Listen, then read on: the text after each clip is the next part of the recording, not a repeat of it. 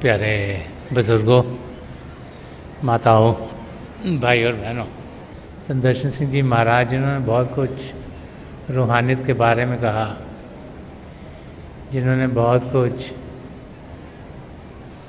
इंसान की ज़िंदगी कैसी होनी चाहिए उसके बारे में समझाया, जिन्होंने बहुत कुछ जो ज़िंदगी में हमारे साथ होता है उसको हम समझें कैसे, जानें कैसे और फिर ज़िंदगी किस और बढ़ाएं, उसके बारे में समझाया। जब उनके लफ्ज़ों को हम समझने की कोशिश करते हैं तो ज़िंदगी का मकसद, रूहानियत का रास्ता हमारी समझ में आना शुरू हो जाता है। कई पहलू रूहानियत के हैं जो जब हमारी समझ में सही तरीके से आते हैं तो फिर हमारा व्यवहार भी उस तरह का होना शुरू हो जाता है। दुनिया में जब इंसान आता है तो वो इस माया की दुनिया को ही असली दुनिया समझना शुरू कर देता है और फिर वो कोशिश करता है कि इस दुनिया में वो कुछ करे, कुछ कमाए, कुछ अपने आप को एस्टैब्लिश करे। तो संदर्शन सिंह जी महाराज फरमा रहे थे कि वो लोग जो इस दुनिया में अपना ध्यान देते हैं और जिन्हें हम सोचते हैं कि ये इस दुनिया में कामयाब हुए, कि वो लोग भी अपनी ज़िंदगी के किसी मोड़ पर ज़रूर उनकी शरण में आते हैं जिनके ज़रिए ज़िंदगी के मकसद हमारे सामने खुलना शुरू होता है। कि संत महात्माओं की संगत में जब हम पहुँचे तो वहाँ पर ही जो दुनिया के जिन्हें कामयाब लोग समझा जाता है, हमने देखा कि वो भी अपनी झोली फैलाए हुए वहाँ पर पहुँचे हुए थे जैसे कि कोई और गरीब इंसान भी पहुँचा हो। कि इस दुनिया का हम जो मर्जी पालें, अगर ज़िंदगी के मकसद तक पहुँच ना पाए तो वो सब बेकार है और उसको पाने के लिए हमें प्रेम, प्यार का सहारा लेना पड़ता है। संदर्शन सिंह जी महाराज ने एक और जगह फरमाया था कि love is a secret, it is a secret of secret. कि जो प्रेम है, जो रूहानी प्रेम है, वो एक रहस्य है जो सब रहस्यों से बड़ा है, वो रहस्य का भी रहस्य है। इस शेर में संदर्शन सिंह जी महाराज फरमा रहे हैं कि वो राज जिससे सुलगता रहा है दिल कह दें, वो राज जिससे सुलगता रहा है दिल कह दें, हमारे दिल से अगर कोई राजदार मिले। तो संदर्शन सिंह जी महाराज फरमा रहे हैं कि वो जीव जो रूहानियत के रास्ते को समझ गए हैं, वो जीव जो रूहानियत के रास्ते को पा गए हैं, उन्होंने जो ज़िंदगी के जीने का रहस्य है कि कैसे इंसान जिए, क्या करे इस दुनिया में, किस और हमारा ध्यान हो, वो रहस्य उस इंसान को समझ में आ गया। तो उसको शेयर कैसे करे, उसको बताया किसको? क्योंकि जो दुनिया के लोग हैं उनकी समझ में तो वो आता नहीं। कि समझा रहे हैं कि वो राज जो असलियत को जानने का राज है, वो राज जो पिता परमेश्वर को पाने का राज है, वो उससे शेयर किया जा सकता है जिसको थोड़ी सी रूहानियत की समझ हो। या फरमा रहे हमारे दिल से अगर कोई राजदार मिले, कोई ऐसा मिले जिसका ध्यान भी असलियत की ओर हो, कोई ऐसा मिले जिसकी समझ भी सही हो, उसी के साथ असलियत क्या है वो बांटी जा सकती है। अब अगर बच्चों का एग्जाम्पल लें तो बच्चे अलग अलग उम्रों के होते हैं। जब स्कूल में जाते हैं तो कोई नर्सरी में है, कोई किंडरगार्टन में है, कोई फर्स्ट ग्रेड में है, कोई सेकंड ग्रेड में है, कोई थर्ड ग्रेड में है, कोई 8th में होगा, कोई 9th में होगा, कोई हाई स्कूल में है। एक स्कूल में बहुत से अलग अलग बच्चे जाते हैं। अब हर एक की समझ अलग अलग है। जो नर्सरी में बच्चा जा रहा है उसको अगर सोचें कि इसकी समझ वैसी होगी जैसी कि जो 10th ग्रेड में जा रहा है, तो वो नामुमकिन है।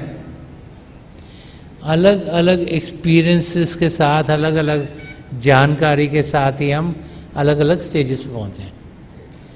और जो चीज़ हम 10वीं क्लास वाले बच्चे को समझा सकते हैं वो नर्सरी वाले को नहीं समझा सकते। ऐसे ही अगर कॉलेज में जाओ तो कोई वहाँ पीएचडी कर रहा है, मैं भी 4-5 साल पीएचडी करते करते हो गए, उसको डिग्री मिलने वाली है। और कोई एकदम कॉलेज में भी आया है, उसने हाई स्कूल पास करा, अभी वो कॉलेज में अभी बैचलर डिग्री लेगा। तो जो समझ उस इंसान की है जो पीएचडी कर रहा है, जिसने बहुत पढ़ाई लिखाई की, बहुत चीज़ों को समझने की कोशिश की, उसकी समझ और जो इंसान अभी कॉलेज में एंटर हुआ है उनकी समझ में बहुत फ़र्क है। तो यहाँ संदर्शन सिंह जी महाराज फरमा रहे हैं कि जिसकी समझ सही है उसी के साथ ये रूहानियत का रास्ता शेयर हो सकता है। दुनिया के लोगों के साथ अगर जिनका ध्यान दुनिया में है, अगर हम रूहानियत की बात करते हैं तो वो सोचते हैं पागल हैं, इनकी समझ सही नहीं। अगर वो हमारा बर्ताव देखते हैं तो सोचते हैं ऐसा क्यों कर रहे हैं। लेकिन महापुरुष हमें बार बार यही समझाते हैं कि वो इंसान जिसकी समझ सही हो गई, उसका ध्यान फिर पिता परमेश्वर के सिवाय कहीं और जाता नहीं। बार जब भी रूहानियत के बारे में समझाया जाता है तो हमें ये समझाया जाता है कि जब हम उस अवस्था में होते हैं जबकि हमारा सारा ध्यान दुनिया की ओर है, तो एक स्वप्न का मौका है। हम सोते हैं, हम जागृत हैं। स्वप्न भी ऐसा होता है, जब ड्रीम आती है, स्वप्न आता है, इंसान को लगता है सब कुछ ठीक हो रहा है। जब तक कोई जो स्वप्न से हमें उठाए नहीं, तब तक उसी किस्म की ज़िंदगी हम जीते रहते हैं। जब हम छोटे होते थे, शायद बच्चों ने भी स्लीपिंग ब्यूटी की कहानी सुनी होगी कि एक स्लीपिंग ब्यूटी थी जो सदा सोती रहती थी, और वैसी ही हालत हम सब की भी होती है। तो जब वो सोती रहती थी तो उसको उठाया कैसे जाए कि जब कोई चार्मिंग प्रिंस उसकी ज़िंदगी में आया तो उसने उस स्लीपिंग ब्यूटी को जगाया ताकि वो जो स्वप्न ले रही थी इतना लंबा वो ख़त्म हो। ऐसे ही हम सब की ज़िंदगी में भी जब कोई संत महापुरुष अपनी तवज्जो देते हैं, अपना ज्ञान हमें देते हैं, अपनी दया दृष्टि हम पर डालते हैं, तो जिस स्वप्न की ज़िंदगी में हम जी रहे होते हैं वो हट जाता है। इंसान की सही मायनों में जागृति होती है, और जब हमारी जागृति होती है तो फिर हम असलियत क्या है उसको समझते हुए उस जिंदगी की और कदम बढ़ाने शुरू करते हैं। संदर्शन सिंह जी महाराज जिस जिंदगी की बात कर रहे हैं वो जिंदगी प्रेम की जिंदगी है, वो ज़िंदगी रूहानी ज़िंदगी है। जो प्रेम है इसका अनुभव जब जब हमारा ध्यान अलग अलग अरीनाज में होता है, अलग अलग एरियाज में होता है, उसका अनुभव अलग अलग होता है। जब हम पिंड की ओर ध्यान देते हैं, पिंड की देश में हमारा ध्यान है, जब ये फिजिकल वर्ल्ड में ध्यान है, तो फिर हमें जो शारीरिक रूप का प्रेम है उसका अनुभव होता है। जब इससे उठते हैं और जब पिंड से अन्न के मंडल में ध्यान देते हैं, वहाँ तक पहुँचते हैं, तो फिर जो प्रेम है वो पिंडी नहीं, वो अंडी प्रेम बन जाता है। वो प्रेम जो शारीरिक प्रेम से ज़्यादा है, वो प्रेम जो विचारों में, जो संस्कारों में आना शुरू होता है, जब उससे ऊपर उठते हैं और अंड से ब्रह्मांड में पहुंचते हैं, तो फिर हम अपने आप को ब्रह्मांडी प्रेम से घिरा हुआ पाते हैं। वो प्रेम जहाँ पर लगाव औरों से होना शुरू होता है, डीपर सेंस में ये समझ आनी शुरू होती है कि हम अकेले नहीं जुड़े हुए हैं। और जब वहाँ से ऊपर उठते हैं, पार ब्रह्म में पहुँचते हैं, तो फिर हमें आत्मिक प्रेम होता है। हमें ये अनुभव होता है कि हर एक जीव में आत्मा है और वो आत्मा पिता परमेश्वर का अंश है। तो उस आत्मा से हमें लगाव होना शुरू हो जाता है। उस अवस्था में जाकर, जैसे संत दर्शन सिंह जी महाराज ने एक जगह फरमाया कि गले लगा लो हर इंसान को कि अपना है, चलो तो राह गुजारों में बांटते हुए प्यार। तो वो उस स्टेज पर आता है जबकि हम पार ब्रह्म या जो त्रिलोकी है, पिंड अन्न ब्रह्मांड के पार पहुंच जाते हैं, ताकि आत्मिक प्रेम, क्योंकि तब कोई शरीर दिखाई नहीं देता, आत्मा ही आत्मा दिखाई देती है। और जब आत्मा ही आत्मा दिखती है हर एक में, तो उससे लगाव होता है। और फिर जब सचखंड में पहुंचते हैं, तो प्रेम जो कि पिता परमेश्वर के साथ हो, जो हमारी सद्गुरु की मदद से हम जिसका अनुभव कर पाते हैं, वो प्रेम हमारी ज़िंदगी में खुलना शुरू हो जाता है। सचखंड के जो हिस्से हैं, आगम माला का नाम ही, उनके ज़रिए हमारे सद्गुरु हमें पिता परमेश्वर में उस प्रेम के ज़रिए लीन करते हैं और हम अपनी मंजिल तक पहुंच जाते हैं। अलग अलग पहलू प्रेम के, अलग अलग स्टेजेस जिन तक हम रूहानी तरक्की करते हैं, उनका हमें अनुभव होता है। अगर हम शरीर तक ही रह गए तो शारीरिक प्रेम से आगे किसी और प्रेम का हमें अनुभव नहीं होगा। वही हमें लगेगा बहुत ज़्यादा है, लेकिन जब उससे ऊपर उठेंगे तभी सही मायनों में प्रेम क्या है उसका अनुभव हमें होना शुरू हो जाएगा। और अगर किसी को जो कि सिर्फ शरीर के बारे में ही जानते हैं, जो कि सिर्फ इस दुनिया के बारे में जानते हैं, अगर इससे आगे किसी और प्रेम की हम बातचीत करते हैं तो उनकी समझ के दायरे से वो बाहर है और उनको उस प्रेम की कोई जानकारी हो नहीं पाती। तो महापुरुष हमें समझाते हैं कि उस प्रेम की जानकारी पाना बहुत ही ज़रूरी है। और जब उस प्रेम की हम जानकारी पाएंगे तो हम देखेंगे कि हमारा जीने का तरीका खुद ब खुद बदल जाएगा। अब जैसे सत्संग का माहौल है, यहाँ तरह तरह के लोग आते हैं। जैसे स्कूल में अलग अलग स्टेजेस पर बच्चे होते हैं, ऐसे ही अलग अलग स्टेजेस पर हम सब लोग हैं। कोई किंडरगार्टन में है, कोई दूसरी श्रेणी में है, कोई चौथी क्लास में होगा, कोई 6 में है, कोई 8 में है, कोई 10 में है। हो सकता है यूनिवर्सिटी कोई कॉलेज का कोई पीएचडी के भी लोग हों इधर, रूहानी तौर पर। हर एक की समझ अलग अलग है, इस करके हर एक का तौर तरीका यहाँ अलग है।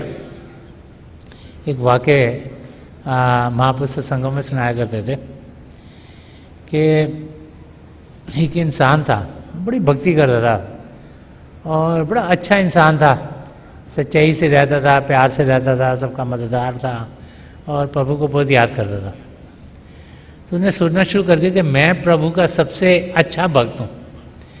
पर जब भी हम प्रेम के रास्ते पर चलते हैं, थोड़ी सी अंदर में खड़मड़ रहती है कि हमसे आगे तो नहीं है और कोई, किसी और को ज़्यादा तो नहीं मिल रहा, कुछ ऐसा है जो कि कोई और पा रहा, हम पा नहीं रहे। एक हलचल इंसान के अंदर रहती है। तो हालांकि वो बहुत अच्छा भक्त था, उसके अंदर हलचल थी कि कोई मेरे से तो अच्छा नहीं है भक्त। तो एक संत महापुरुष के पास गया और उसने कहा कि देखो मेरी ज़िंदगी ऐसी है, तो आप बताओ कि मैं तो बहुत अच्छा भक्त हूँ, और भी कोई अच्छा है मेरे से? तो सदगुरु ने उसको कहा कि हाँ एक है तुमसे भी है जो अच्छा भक्त है। बड़ा वो फिक्र में कि मेरे से अच्छा भक्त कौन हो सकता। तो उन्होंने पूछे कहाँ पर है वो, मैं देखना चाहूँगा कि कौन है जो कि मेरे से भी अच्छा भक्त है। तो उस महापुरुष ने कहा कि यहाँ चले जाओ, यहाँ पर एक पेड़ तुमको दिखाई देगा, उस पर एक पक्षी बैठा हुआ है, वो प्रभु का सबसे अच्छा भक्त है। तो पहले तो उन्होंने सोचा पक्षी कैसे अच्छा भक्त हो सकता, उसको क्या समझ है, मैं तो इंसान हूँ, मेरे को तो बहुत समझ आया, मैंने बहुत धर्मशास्त्र पढ़े हैं, मैंने बड़ा ज्ञान कमाया है, मेरी समझ तो बहुत अच्छी है। लेकिन उसको लगा मैं देख के तो हूँ कि किसकी बात कर रहे हैं, तो गया उसको देखने। तो देखा कि वहाँ जब पहुँचा तो देखा एक नीचे छोटा सा तालाब था पानी का, एक पेड़ था, उसके ऊपर एक पक्षी बैठा हुआ है, ऐसा लग रहा है मरने वाला है, दुर्बल और बुरी हालत, और लग रहा है कि हालत ख़राब है। तो उनको देखा कि ये कैसे भक्त अच्छा हो सकता है। तो बैठा देखता रहा, एक दिन गुजर गया, दूसरा दिन गुजर गया, तीसरा दिन गुजर गया, कई दिन गुजर गए। उसने देखा ये हिलता ही नहीं यहाँ से, एक ही जगह बैठा रहता और ना कुछ खा रहा है ना पी रहा है। तो वो ज़माना ऐसा था इंसान और पक्षी बातचीत कर सकते थे आपस में। तो उसने पक्षी को पूछा कि तू इतने दिनों से बैठा है यहाँ नीचे, पानी तेरे को प्यास नहीं लगती? ये तालाब पानी से भरा हुआ है, तो यहाँ के पानी क्यों नहीं पीता? तो प्यास से लग रहा है तो मरने वाला है। तो पक्षी ने उसको कहा कि मैं एक भी क्षण प्रभु को भूलना नहीं चाहता।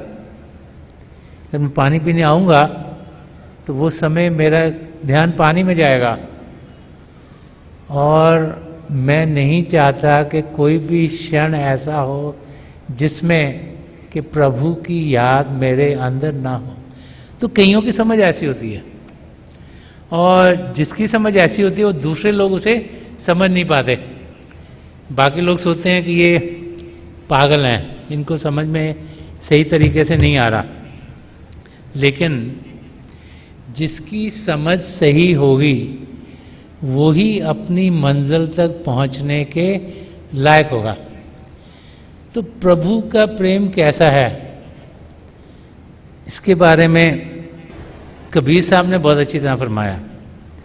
वो फरमाते कि जहाँ प्रेम तहाँ नेम नहीं, कि जो रूल्स एंड रेगुलेशंस हैं वो वहाँ चल नहीं पाते जहाँ पर प्रेम है।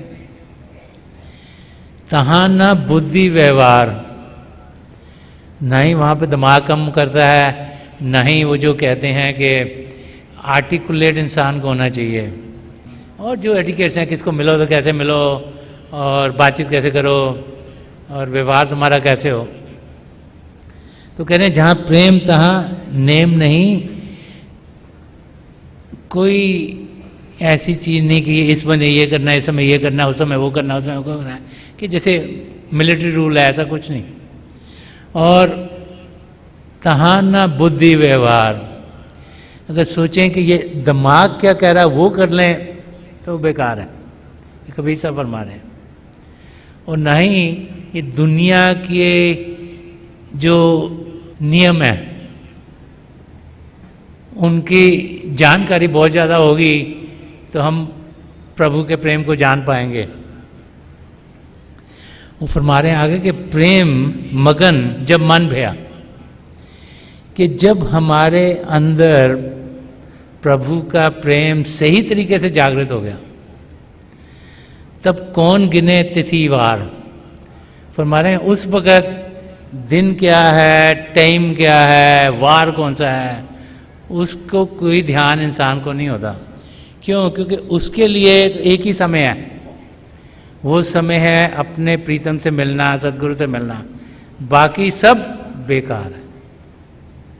अगर वो नहीं हुआ तो और सब कुछ बेकार है। एक जगह और इस प्यार की बातचीत संदर्शन सिंह जी महाराज कर रहे हैं। वो फरमा रहे हैं कि कैसे ये जो प्रभु को पाने का रास्ता है इसमें इंसान की तलब और बढ़ती जाती है और बढ़ती जाती है और बढ़ती जाती है। तो फरमा रहे हैं कि उम्मीद थी जिनसे कि बुझाएंगे मेरी प्यास, वो और भी कुछ प्यास को भड़का के चले हैं। कि एक सच्चा जो शिष्य है उसकी प्यास कभी ख़त्म नहीं होती, और जब तक बढ़ेगी नहीं तब तक वो अपनी मंजिल तक नहीं पहुंचेगा। इसीलिए जो विरह का एक रोल है रूहानी रास्ते में, वो बड़ा इंपॉर्टेंट है। एक तो अपने सदगुरु के दर्शन करना, लेकिन जब हम दर्शन नहीं कर पाते तो हमारे में तड़प उनको दर्शन करने की बढ़ती चली जाती है। तो विरह का पहलू भी बहुत ज़रूरी है अपनी मंजिल तक पहुंचने के लिए। अगर हम सोचें कि हम सब अपने सदगुरु के साथ 2400 घंटे होंगे तो फिजिकली पॉसिबल नहीं है। तो जब नहीं होते तो क्या करें? अंदर में उनके दर्शन करें। तभी ये रास्ता भजन अभ्यास का रास्ता है। हम सिमरन कर, सिमरन का मतलब क्या है? अपने सदगुरु को याद करना, प्रभु को याद करना, प्रभु के नाम का जाप करना। इन रियलिटी क्या है कि प्रभु को याद करें, अपने सदगुरु को याद करें। सो अटेंशन हमारी पिता परमेश्वर पर होनी बड़ी ज़रूरी है, चाहे हम उनके नज़दीक हों चाहे ना हों। तो हम जब तक हमारी प्यास बढ़ती नहीं जाएगी, बढ़ती नहीं जाए, अपनी मंजिल तक नहीं पहुंचेंगे। अगर प्यास बढ़ेगी तभी हम पिंड से अंड में पहुंच सकेंगे, और प्यास बढ़ेगी अंड से ब्रह्मांड में पहुंच सकेंगे, और प्यास बढ़ेगी ब्रह्मांड से पारब्रह्म में पहुंच सकेंगे, और प्यास बढ़ेगी तभी सचखंड में पहुंचेंगे। वो खत्म तब होगी जब हम सचखंड में पहुंच के अपने सदगुरु की मदद से अपनी आत्मा का मिलाप परमात्मा में करेंगे। जब तक वो मिलाप नहीं होगा तड़प बढ़ती चली जाएगी, बढ़ती चली जाएगी, बढ़ती जाएगी, ये प्यास बढ़ती चली जाएगी। वही संदर्शन सिंह जी महाराज फरमा रहे हैं कि उम्मीद थी जिनसे कि बुझाएंगे मेरी प्यास, कि हम अपने सदगुरु के पास जाते हैं शायद मेरी ये प्रेम की प्यास बुझ जाए, कि वो और भी कुछ प्यास को भड़का के चलें। ये आम इंसान नहीं समझ सकता। उस सदगुरु के पास गए तो मेरी तकलीफें दूर क्यों नहीं हुई, मेरी प्रॉब्लम हटी क्यों नहीं, मेरी प्यास बुझी क्यों नहीं। ये रीज़न है कि वो चाह रहे हैं हमारी प्यास और बढ़े, तकलीफ़ों में हमें मदद होती है, जो कर्म हमारे कटने हैं उसमें हमें मदद मिलती है ताकि हम आसानी से अपनी मंजिल की ओर बढ़ पाएँ। अगर वो सारे कटेंगे नहीं तो हम फिर बार बार बार यहाँ वापस आते रहेंगे, और वो प्यास को बढ़ाते रहते हैं और बढ़ाते हैं और बढ़ाते हैं और बढ़ाते हैं ताकि हम अंदर की दुनिया में जा सकें और हमारी आत्मा सचखंड में पहुंचकर पिता परमेश्वर में लीन हो। उनका पर्पस ही यही है, उनका काम ही यही है कि हमारी आत्मा का मिलाप परमात्मा से कराएं, और उनका कोई काम नहीं है। बाहरी रूप से हम उनको और बड़े रूपों में देखते हैं, लेकिन मेन उनका जो काम है वो ये है कि जितनी भी आत्माएं हैं जो प्रभु ने उनको के हिस्से में डाल दी, कि वो पिता परमेश्वर में जाकर उनको जुड़वाएं, उनको मिलवाएं, और जो कुछ भी चाहिए वहाँ तक पहुँचने के लिए उस और ही उनका ध्यान रहता है। इसीलिए आपने देखा होगा संदर्शन सिंह जी महाराज किसी को यहाँ पे पुचकार देते थे, किसी को बैक पे पुचकार देते थे, किसी को प्रेम से बातचीत करते थे, किसी को निगाहों से प्रेम देते थे, और हम सब यही सोचते थे कि वो हम सबसे ज़्यादा प्रेम करते हैं, कि उन्होंने वो हमारे अंदर क्रिएट करा के हम सब से वो सबसे ज़्यादा प्रेम करते हैं ताकि हम उनके प्रेम को पकड़कर पिता परमेश्वर को पा सकें। एक जगह और उन्होंने समझाया कि प्रेम रियली में है क्या।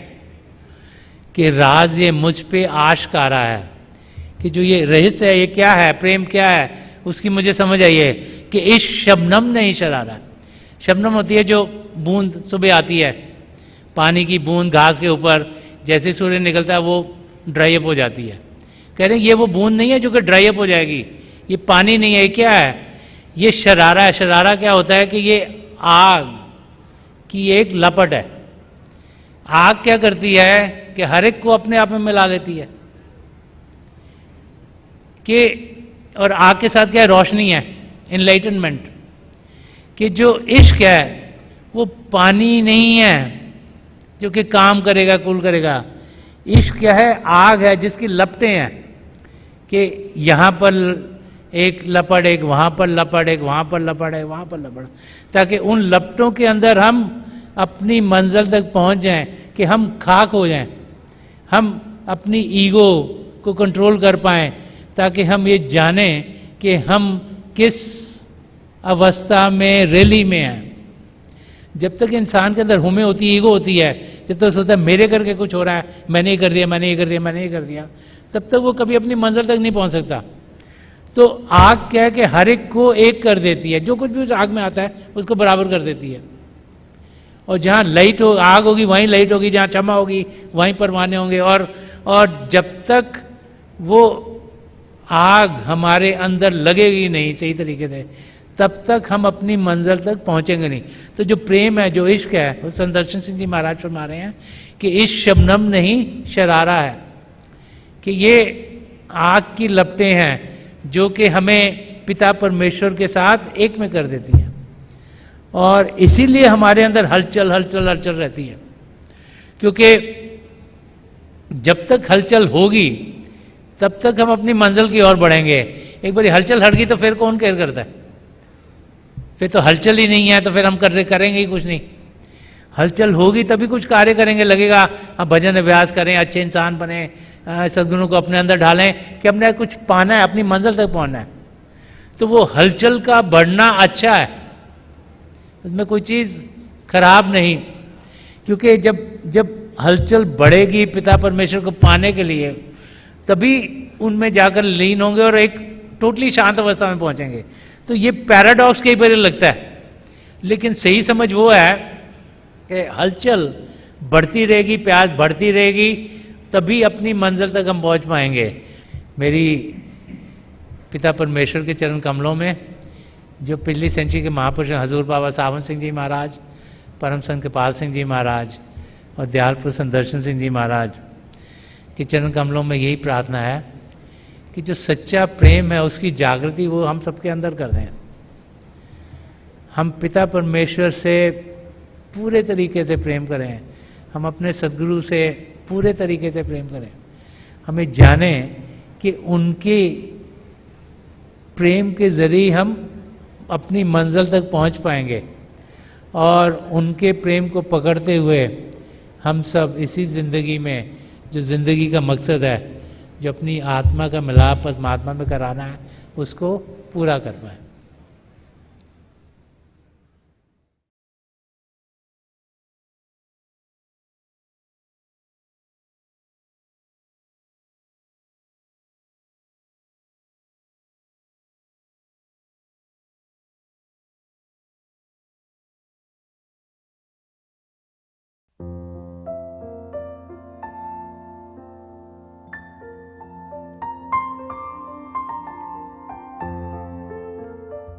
तो थोड़ी देर के लिए हम सब अभ्यास के लिए बैठ जाएं।